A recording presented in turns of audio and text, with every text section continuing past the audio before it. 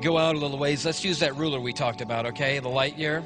You remember? 5.88 trillion miles. Let's use that and go out. We're just 93 million miles here. That's nothing. Let's take some strides. 440 light years out, we come to this beautiful constellation called Pleiades. I just put this one in because it's so beautiful. And because it's mentioned many times in Scripture. In the Old Testament books, the prophets, and in Job, Job's having that conversation with God, and God's trying to remind him that he's the one that's big and Job is the one that's small. And he says to Job, Job, can you hold the Pleiades in your hand? To which Job looks up and says, no. And God's like, well, there. One place in the Scripture, it says that God measures the universe in the span of his hand. The whole universe. He's like, yeah, it's about right there. Let's go out a little further. There's so many amazing things. We're going to go 1,000 light years out to the Vela pulsar. Check this out. This is absolutely stunning. Isn't that cool? Well, it's probably more than cool. It's hot, but it's interesting and amazing. You say, well, what's a pulsar? I don't know. I don't have a degree in astronomy, okay? A star explodes into a supernova, can collapse back on itself into a magnetic intensity. This is a highly magnetized neutron star. It's oscillating 11 times a second, the center of it. And it's huge, by the way. I love it because it looks like double bow and arrow shooting an arrow out, but it's sending out this intense signal out. And not only is it beautiful to look at, 1,000 light years away from us, but we aimed a radio telescope at the Vela pulsar. That's what we're using to see if there are other people out there trying to talk to us. And we aimed it at the Vela pulsar, and this is what we got back from the Vela pulsar. This is what that thing sounds like right there.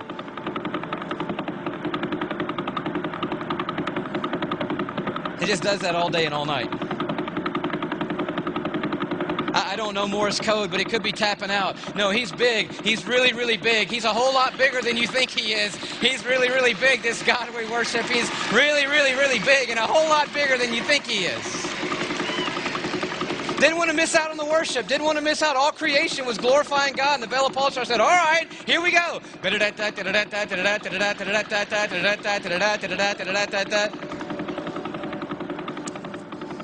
Let's jump 8,000 light years out. This is the Hourglass Nebula. Yeah, I think God just put that one up there for fun. It's a dying star emitting tons of gases that are cooling and creating this beautiful thing. The star that's dying is not the one you see to the left, but the one right in the center of the eyeball.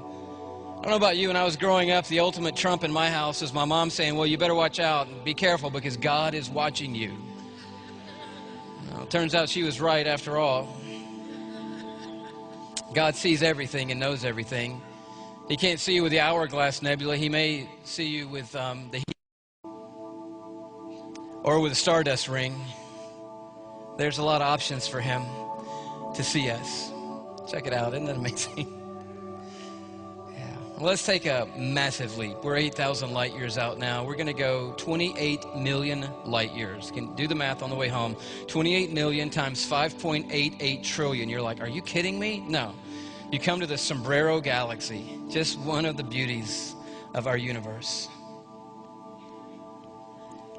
You say, oh, that's nice. It looks like a little frisbee. No. It's 50,000 light years wide.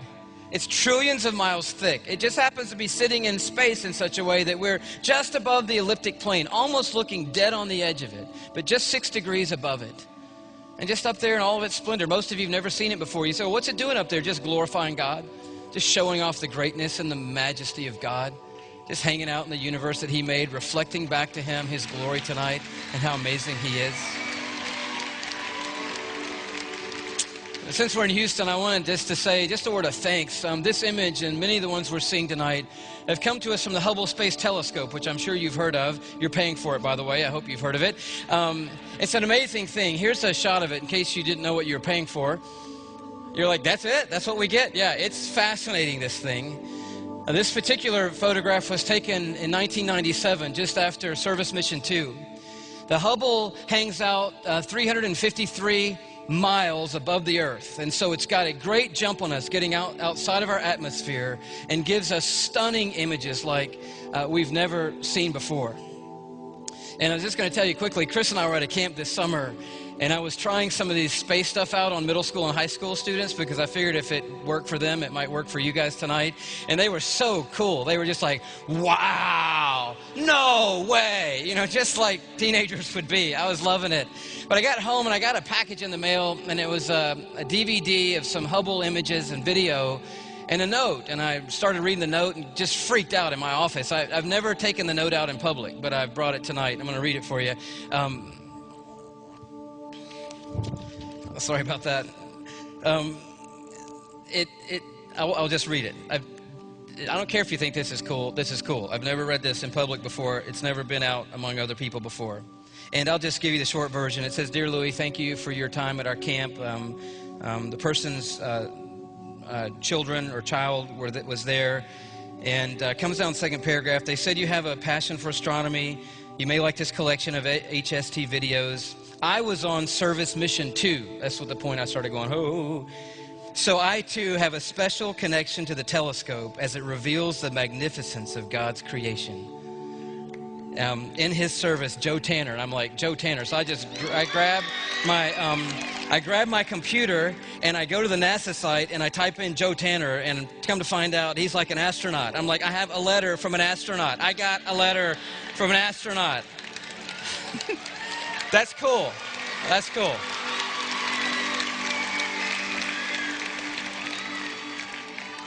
These guys pay a great price to let us see and know a lot of what we see and know. This next image is a shot of some guys in space working on the telescope. I had to turn it sideways, so don't get confused. It kind of goes the other way, but screens are different. That's the bay of the space shuttle, and the telescope is docked into it. And these astronauts are updating and working on the Hubble Space Telescope. And Joe Tanner, my friend and letter writer, is the one in the middle right there with his hands on the thing. And he's here tonight. And I'd just like to say thank you to him for being a great friend. And I'd love for you guys to say thank you to him. That's cool. It's awesome.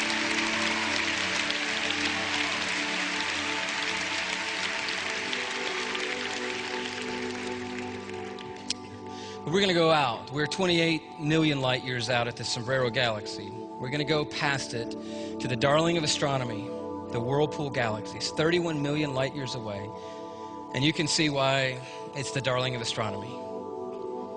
It sits in space, completely face on to the Earth. It's called a grand design galaxy, to which I say right on to that. It's made up of hundreds of billions of stars. Some scientists say 300 to 500 billion stars. It's called a whirlpool because it looks like it could just suck you in. For a while they thought it was sucking in this white blob over here to the right. You're like, what's that blob to the right? That's a whole nother galaxy, thank you very much. That's NGC 5195 over there. And the whirlpool's NGC 5194. They thought that it was going to suck it into the whirlpool, but no, they're way, way, way far apart. They're never going to touch each other. Rest well tonight. And after billions of years, they'll just pass each other in space. The pink areas, you say it's so pretty with those little pink twinkles. No, those are ferocious star-forming incubators. And stars are being born in there even as we worship tonight. Scientists say every second in the universe a new star is born. Stars as big as our sun and bigger. It's being put into place. And God's just naming them all and putting them where they are in His universe. But I want to take you way out. You guys seem like a group that's ready to go way out. I want to take you so far out, I can't even tell you what we're about to see. I can't even set it up. I can't describe it. There are no words. We are going far, far, far, far out.